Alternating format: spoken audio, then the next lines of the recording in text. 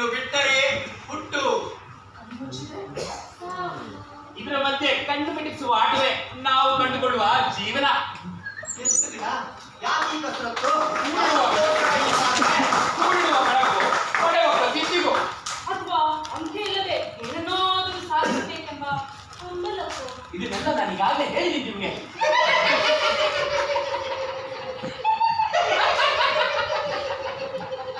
To be Or not to be. ಸಂಬಂಧಗಳನ್ನ ಕಿಟಕಿಯಿಂದ ಆಚೆ ನೋಡಿದ್ರೆ ಗೊತ್ತಾಗೋದಿಲ್ಲ ರಾಜ.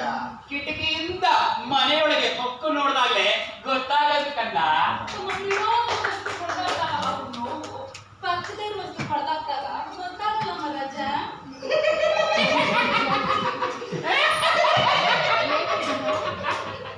To be Or not to be. That's the question. ಯಾಕೆ ಮಾಡಿದೆ ಯಾಕಾಗ್ ಮಾಡ್ದೆ Check-up ಮಾಡ್ದೆ.